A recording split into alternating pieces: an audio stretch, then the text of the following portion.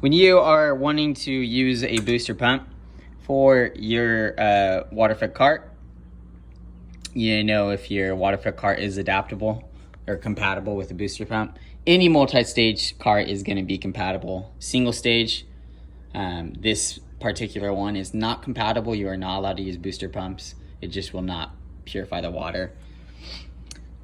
We hook up our booster pump. Let me go ahead and set this down and I'll kind of explain to you. So this is our input, our inlet side. You'll see it says in. So you will hook this up. You'll screw this onto the booster pump. So I would end up bringing this over here. Screw this in to your outlet. See it says outlet. So you'll screw that in there. We do have an end cap to protect water leakage. Garden hose from our tap into here. Before you turn this system on, make sure it's all plugged in. Make sure this on switch, and look at that, it was actually not turned off. So you turn that off when you're done with the machine. You want to make sure there's water in this reservoir. There's like this whole thing is basically a container. You want to fill that with water. So pretty much just don't turn it on, run your garden hose, and then have it plugged into your system. Once water's running through there, you're good to go. Then you can, when you're ready to work, turn your switch on, and then it'll automatically start pumping the water at what the pump is rated for, which is 1 horsepower. A couple things to note here. Booster pump cannot receive higher pressure or more gallons per minute than it's rated for. If you see that it's not working that well, and you have super high flow from your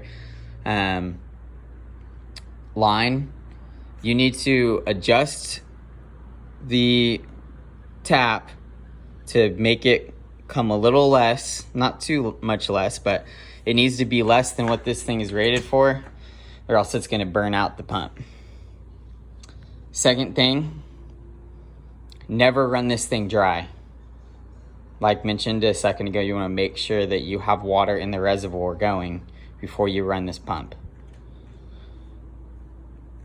Third thing, you want to keep this pump as dry as possible. So yes, it is hooked up to water, but like this extension cord, what I generally will do is I'll have it set over here somewhere that's going to be away from the water, or set up on the top right here or something. Just some way where it can be avoided as much as possible from getting it soaked. Another thing, this booster pump will allow us to work with 2-man crews on one system. So we can hook this booster pump up to here. You will see your pressure gauge on some of our systems.